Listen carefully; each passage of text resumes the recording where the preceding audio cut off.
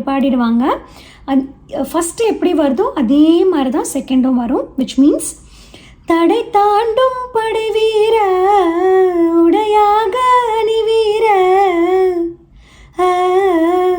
தானனா தம்புர.